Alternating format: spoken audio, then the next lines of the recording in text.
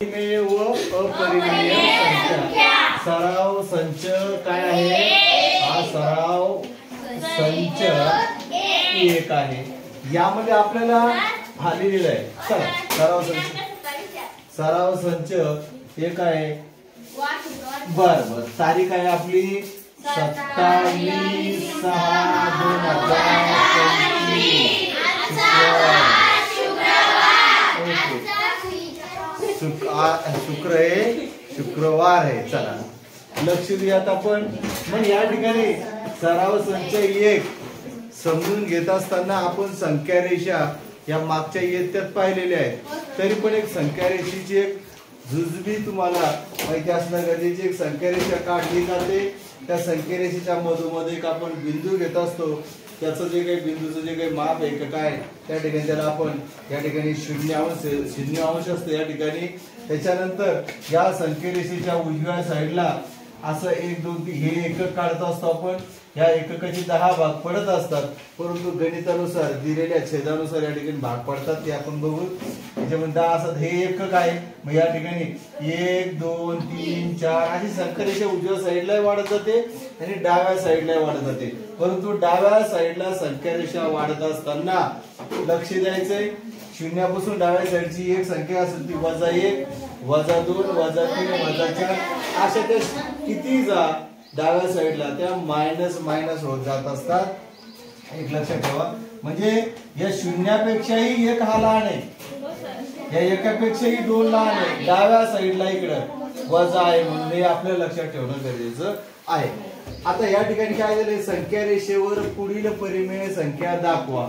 मग आता या ठिकाणी दाखवायच्या तर प्रत्येकाची सेपरेट आकृती काढायची। या ठिकाणी 1 2 3 आणि 4 गणित आहे। आपण 4 आकृत्या या ठिकाणी काढलेल्या आहेत। त्यासाठी त्या आकृत्याकडे आपल्याला आपलं दाखवायचं आहे। आता पहिल्या गणितात 3/2 5/2 -3/2 असं या ठिकाणी आपल्याला दिसतंय। मग दिसत असताना आपल्याला या ठिकाणी छेद किती आहे? 2 2 आहे। छेद 2/3 5/2 -3/2 छेद कुठे सगळीकडे कसा आहे? सारखा आहे। कसा आहे? सारखा आहे, लक्षात ठेवा।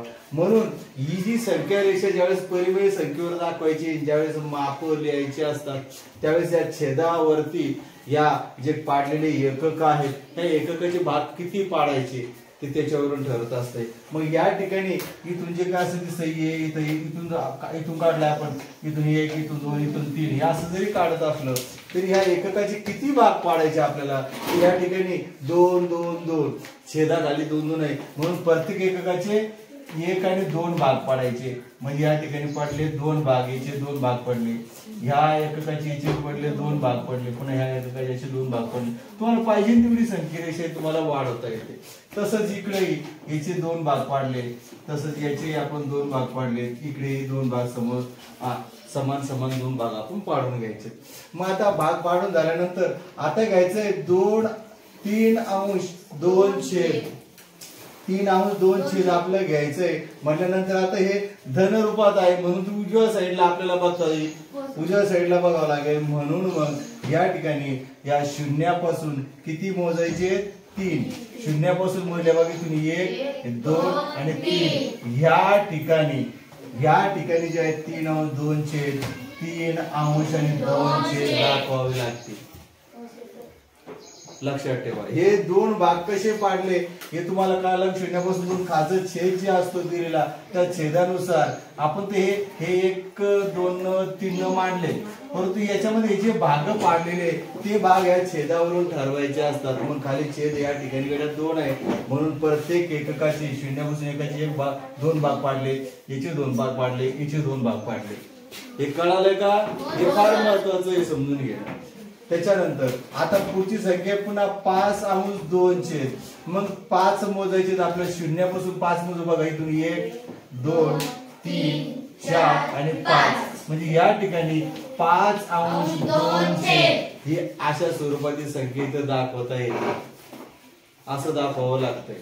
कळालं हे? बघून घ्या बरं का, एकदा कारण डोक्याच्या वरती जाऊ देऊ नका. पुन्हा आता -3/2 वजा आहे म्हणजे आता ह्या साईडला दाखवू ह्या साईडला दाखवू डाव्या साईडला दाखवायचंय म्हणून शून्यापासून या ठिकाणी -3 मोजणं म्हणजे बघा शून्यापासून 1 2 आणि 3 म्हणजे या ठिकाणी -3/2 असं आपल्याला दाखवावं लागेल.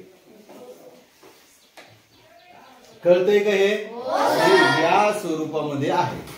हे आता आपण पहिलं गणित पाहिलं. आता दुसरं गणितासाठी आपण पुन्हा या ठिकाणी हे जे दुसरं गणित आहे हे आपलं दुसरं गणित जे आहे या ठिकाणी 7/5 वजा 2/5 वजा 4/5 असं गणित आहे. आता या ठिकाणी या गणिताकडे पाहिल्यानंतर आता या ठिकाणी या ठिकाणी संख्या रेषा काढली मधोमध आपण या ठिकाणी 0 दिलाय बरोबर आहे. त्याच्यानंतर अशी असे एकक काढले 1 2 3 4 5 असं 5 तुम्ही असे किती मांडू शकता हजारो लाखोपर्यंत. त्याच्यानंतर मांडल्यानंतर तसं प्रत्येकाचं जे असतंय तसं आपल्या एककानुसार पट्टीवरती असे 10 पर्यंत ते असतात.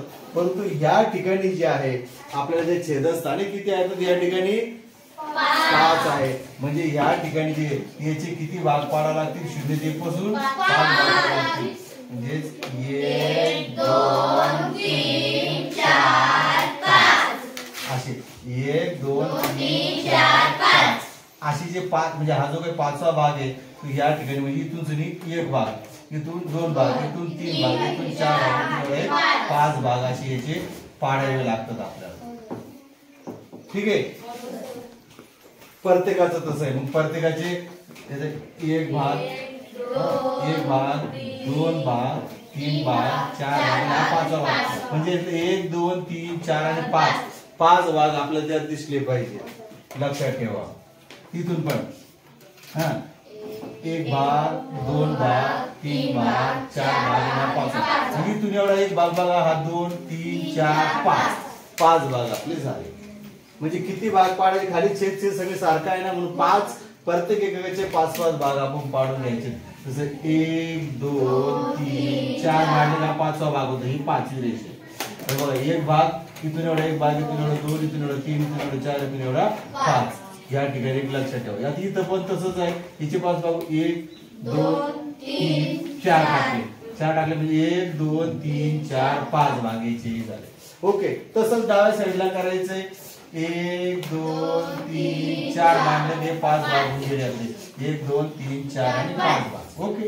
तसं इथं पण 1 2 3 4 हा 5वा आहे बघा 1 2 3 4 5 तसंही 1 2 3 4 याचे 5 भाग पडले 1 2 3 4 याचे 5 भाग पडले 1 2 3 4 5.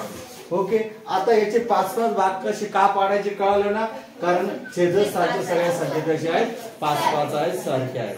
मग आता तुम्हीच मला सांगू शकता या ठिकाणी हे 7/5 हे उजव्या साईडला दाखवू का डाव्या साईडला कारण ते धन आहे म्हणून या शून्यापासून किती मोजायचे 7 बघा 1 2 3 4 5 6 7 म्हणजे या ठिकाणी म्हणजे 7/5 हे आपल्या इथं असं दाखवावं लागेल.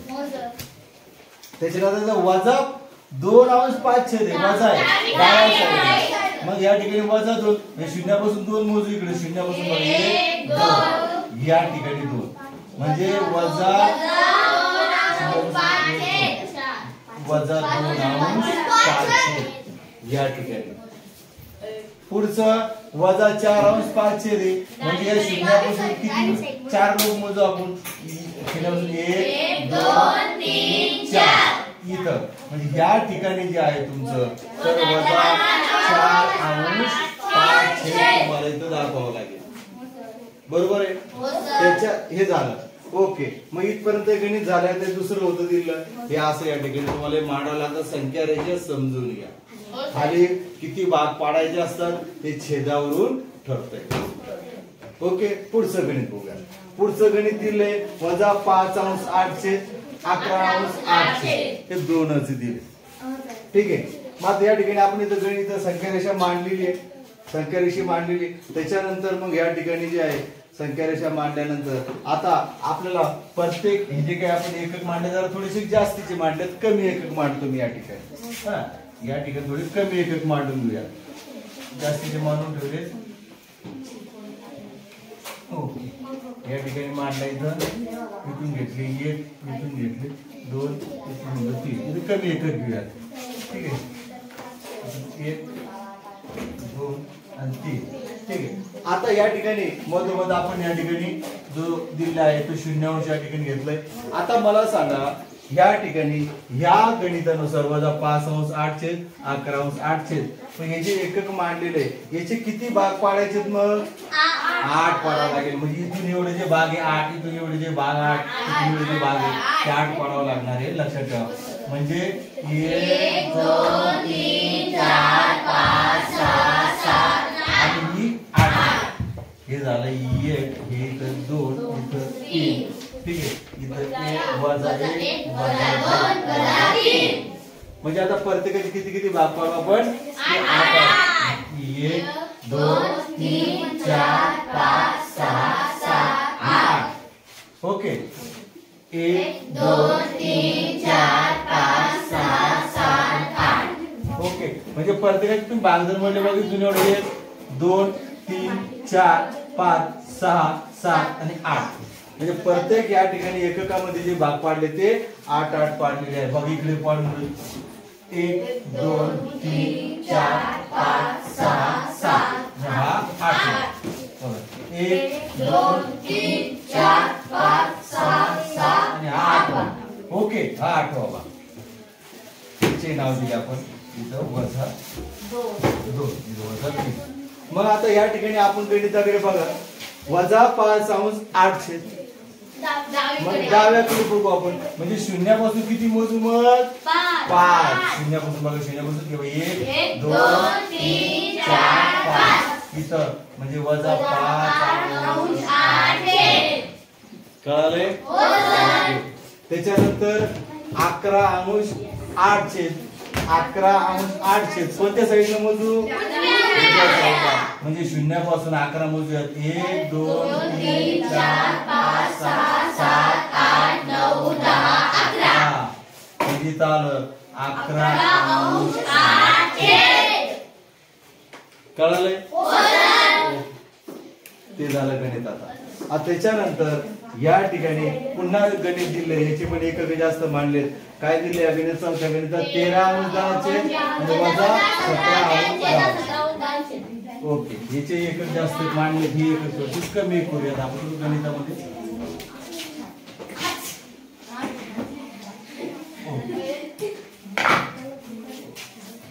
घेतलाय 1 2 3 एकक मांडतात. 1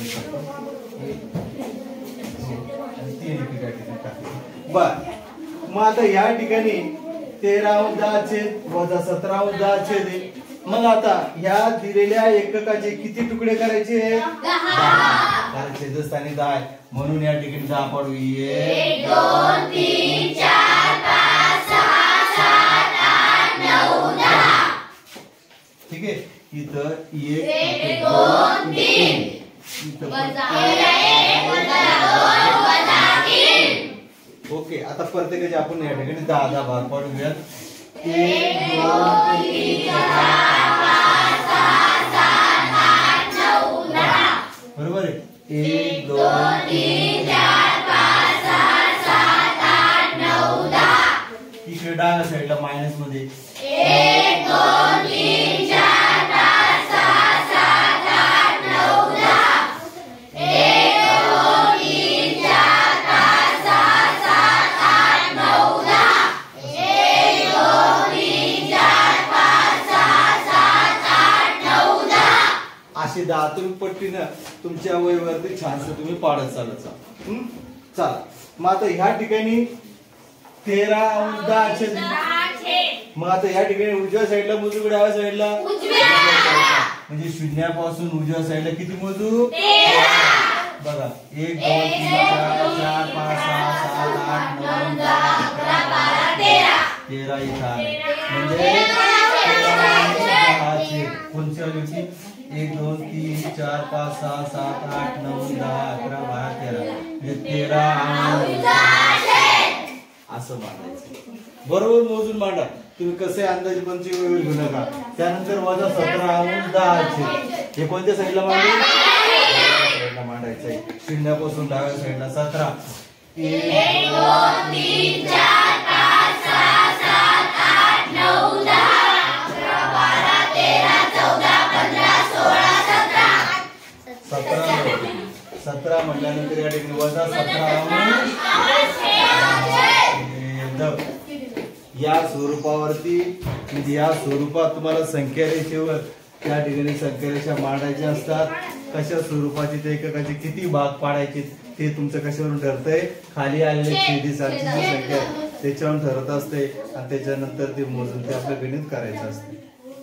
समजली की परिमेय ना परिमेय संख्या मला असं वाटतं 100% कळालं. ओके.